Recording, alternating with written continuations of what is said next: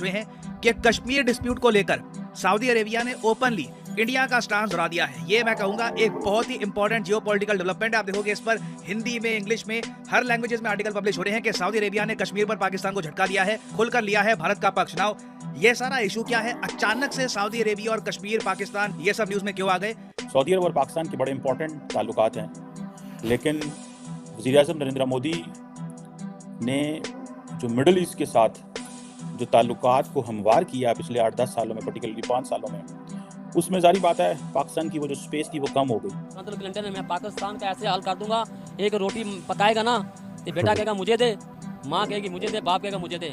तो इंदिरा गांधी ने क्या बोला था? उन्होंने बोला कि मैं इतनी फिल्म कर दूंगी कि इनके फैमिली में फौजी फिल्म देखे फिर मैं हमला करूंगी। फिर मैंने लिया, क्रिमिनल बन गए हैं। क्रिमिनल तो बन गया हूँ। अगर मुझे जहाज पर भेजे तो सबसे पहले मैं खुद जाना चाहूँगा। कहाँ भेजे? जहाज पर। जहाज पर हाँ जी, इसराइल भेजे। अच्छा। जहाँ मुसलमानों पर जुल्म कर रहे हैं ये इसराइल, और कश्मीर में भेज दें। सबसे पहले पाकिस्तान में जहाद करें, फिर मैं तो करने को तैयार हूँ। सर क्यों नहीं रहे? आप तो पाकिस्तान में रहते हैं ना, मुसलमानों का क्या हाल है, करें यहाँ पर जहाद। ये थोड़ा अर्सा पहले हमें ये बताया गया था जब पाकिस्तान के साबिक केयर टेकर प्राइम मिनिस्टर गए यूएई और सऊदी अरेबिया, और हमें बताया गया $50 अरब की इन्वेस्टमेंट आ रही है। अभी वज़ीर-ए-आज़म सऊदी अरब से होके आ गए हैं और उनकी मोहम्मद बिन सलमान साहब से मुलाकात भी हुई है। वो पता चला है वो $5 अरब हो गई है। वो 50 से 0 हटा दिया, पीछे 5 रह गया। कैसा लगा मेरा मजाक?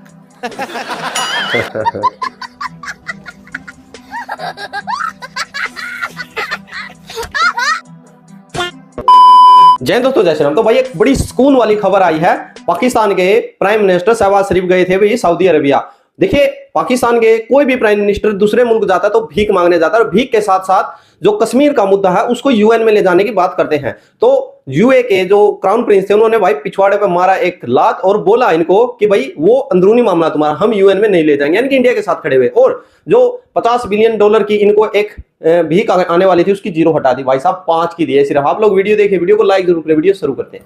ये मैं आपको समझाता हूँ डिटेल में।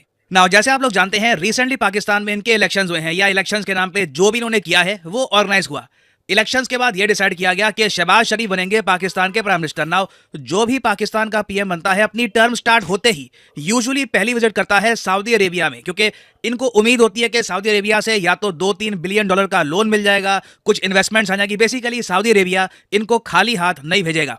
तो शहबाज शरीफ सऊदी अरेबिया गए for his first foreign visit, और वहां पे इनका वेलकम किया मोहम्मद बिन सलमान ने। और पाकिस्तान ने सबसे पहले देखो लोन का इशू रेज किया। लोन देने में सऊदी अरेबिया बिल्कुल भी इंटरेस्टेड नहीं है। कोई नया लोन कुछ भी सऊदी अरेबिया की तरफ से पाकिस्तान को नहीं दिया गया। हाँ, इन्वेस्टमेंट का वादा कर दिया गया है, जो वादा रियलिटी में कन्वर्ट होगा या नहीं होगा इसका कुछ पता नहीं है। बाय द वे, वैसे मैं आपको ये बता दूं, पाकिस्तान में जो फॉरेन डायरेक्ट इन्वेस्टमेंट है ये ऑल टाइम लो $17 बिलियन से भी नीचे जा चुकी है। ये मैं बात कर रहा हूं पिछले फाइनेंशियल ईयर की। और इनका टारगेट ये है कि आने वाले 3 से लेकर 5 सालों में इनको 60 से लेकर $70 बिलियन की फॉरेन इन्वेस्टमेंट अट्रैक्ट करनी है। ना ये लोग कर पाएंगे ऐसा मुझे पता नहीं, बट एफडीआई मैं आपको बता दूं एक ऐसा एरिया है जहां पर हर कंट्री चाहता है कि मैक्सिमम एफडीआई उस कंट्री में आए। इंडिया का भी आपको पता होगा टारगेट है कि हर साल $100 बिलियन की एफडीआई हमारे देश में आनी चाहिए, और इंडिया में वो एबिलिटी है कि एक बार को हम इस गोल को अचीव कर लेंगे। मगर पाकिस्तान के केस में देखिए, जो ये $60-70 बिलियन का अमाउंट है ये बहुत मुश्किल होने वाला है, क्योंकि गिनती के 3 देश ही हैं जो पाकिस्तान में कुछ इन्वेस्टमेंट्स का मेंशन भी करते हैं।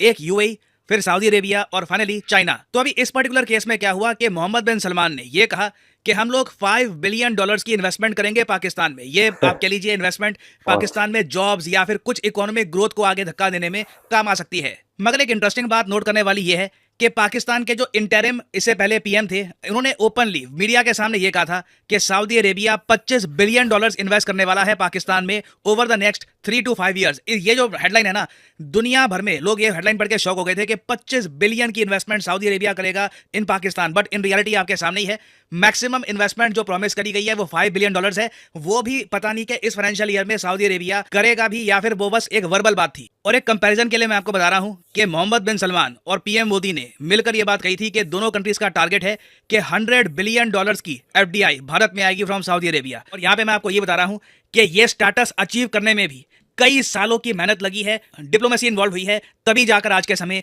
इंडिया कॉन्फिडेंटली कश्मीर के इशू को लेकर दुनिया को कह सकता है कि ये एक बायलैटरल इशू है। और फाइनली यहाँ पे मैं आपसे एक सवाल ही पूछूंगा जिसका आंसर आप सब लोग करोगे कमेंट सेक्शन में, कि हाल ही में इनमें से किस देश ने पहली बार इतिहास में पहली बार पार्लियामेंट्री इलेक्शंस करवाए हैं? अब ये जो ऑप्शंस आप देखोगे, आप देखकर खुद ही सोचोगे, वेट, पार्लियामेंट्री इलेक्शंस पहली बार और वो भी इन कंट्रीज में। कभी हम हमेशा की तरह ये कह देंगे अमेरिका की साजिश है या किसी और की और सारी अपने लोग कंपनियां, वो तो उनकी साजिश वो छोटी है, हमारी या फिर ये कह देंगे इंडिया के जासूस वहां पे आते हैं। रॉ के काफी सारे एजेंट्स जो हैं वो पाकिस्तान बलूचिस्तान से ही अरेस्ट हुए हैं, और बलूचिस्तान की कहीं ना कहीं सरहदें जो हैं वो इंडिया से मिलती हैं, तो की सरहद ईरान से मिलती है, उसके थ्रू अगर आते हैं तो उसके थ्रू आते हैं। कश्मीर के अंदर आपको पता है इंडिया ने अपने हमारे पाकिस्तान से ज्यादा बजट कश्मीर पे रखा है, उन्होंने खरबों रुपए रखा है। ये उन्होंने भी साजिश तो नहीं, साजिश की बात नहीं है, उन्होंने अपना एरिया छोड़ना नहीं है। उन्होंने कहा कि यहाँ पे यूनिवर्सिटी बनाएंगे या स्कूल बनाएंगे, लोगों को खुश करेंगे। हाँ, बिजनेस कम्युनिटी उधर पूरा पूरा ऐसा बनाएंगे जैसे ये दुबई है।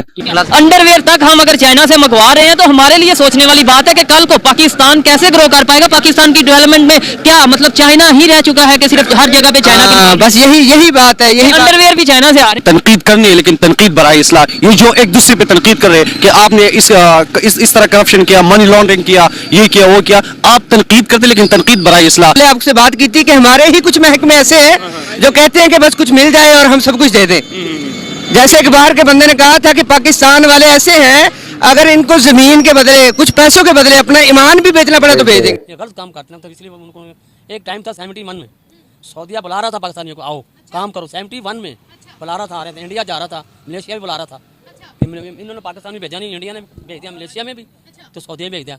अब इंडिया देख लें कितनी लैब कर रहे हैं सऊदीया इंडिया को, क्या कर रहे हैं? इंडिया को लेके जा रहे हैं। इंडिया को आदमी को नहीं नकार रहे हैं, बांग्लादेश को नकार रहे हैं, बांग्लादेश को नकार रहे हैं, इंडिया को नहीं नकार रहे हैं। वो कहते हैं हमें इंडियंस ही चाहिए। हाँ, वो कह रहे हैं हमें इंडियन चाहिए, पैसे कम लेते हैं, काम सही करते हैं ईमानदारी से। ईमानदारी से है, गैर मुस्लिम है, नहीं काम मानते थे, ये मुसलमान होके तो गैर मुसलमान वाला काम कर रहे हैं। गैर मुस्लिम वाला क्या काम करे? ये मुस्लिम की बेईमानी कर रहे हैं उनसे। अच्छा, गैर मुस्लिम तो ईमानदार हो ही नहीं सकता ना हमारी नजर में। हमारी नजर में नहीं हो सकता, क्यों? क्यों गैर मुस्लिम है तो इंसान ही है ना। गैर मुस्लिम है तो क्या हुआ? गैर मुस्लिम साथ शामिल करना जरूरी था, इंडियन बोल दे। हाँ, इंडियन बोल, इंडियन सही है। हाँ, तो दोस्तों आप लोगों ने देखा, यानी कि पाकिस्तान की हालत आज ये हो गई है कि वो कहते हैं ना भाई, घर का कुत्ता धोबी का ना घाट का। आसान शब्दों में समझा दूं कि भाई जो धोबी होते हैं ना, पहले होते थे जो कपड़े धोते थे, तो उनका जो डॉग होता था ना घर पे, वो कभी घर कभी वहां नदी पे, कभी घर कभी नदी पे, ना तो वो घर पे रह सकता था ना वो घाट पे रह सकता था। तो यही हाल हो चुका है भाई पाकिस्तान का। खाने को है नहीं भाई, पेट भूखे मर रहे हैं। दूसरे देश में जाए तो भाई वहां पर भीख मांगे या फिर अपने कश्मीर को रोए, कश्मीर ना रोए तो आवाम सिर पीटे, और वहां पर भाई कश्मीर ना बोले यानी कि तो फिर पैसे ना भीख ना मांगे तो फिर भाई साहब पेट कहां से भरेंगे। ये स्थिति आ चुकी है भाई साहब पड़ोसी मुल्क पाकिस्तान की। हाल ही में गए थे अभी भाई सऊदी अरेबिया गए थे, तो वहां पर जाके बड़े गिड़गिड़ाए हैं क्योंकि नए नए प्राइम मिनिस्टर बने हैं दोबारा फिर से, तो पहली विजिट वहां पर होती है। यानी कि गए तो थे भाई हमारे वहां पर इन्वेस्टमेंट कर दो, ये कर दो। देखिए 60 से 70% जो 60 से 70 बिलियन डॉलर की जो इन्वेस्टमेंट चाहिए, अगर वो नहीं आई तो भाई साहब मोए है भाई पाकिस्तान के साथ। तो भारत में 100 बिलियन डॉलर की इन्वेस्टमेंट की जो है बात चर्चाएं हो चुकी है। भारत में 100 आ रही है, उनके वहां पे 60-70 चाहिए, बट वो आएगी कहां से? क्योंकि भाई इसीलिए कल इन्होंने भाई वो खबर आ रही थी हबीब को जहर दिया है, इसीलिए यही कारण है भाई, ताकि बाहर से फॉरेन इन्वेस्टमेंट आए और बोलेंगे भाई हम आतंक खत्म कर रहे हैं। ये है भाई साहब असली कारण। आप लोग क्या रेकमेंड जरूर रखें। जय जवाहर, जय श्री राम।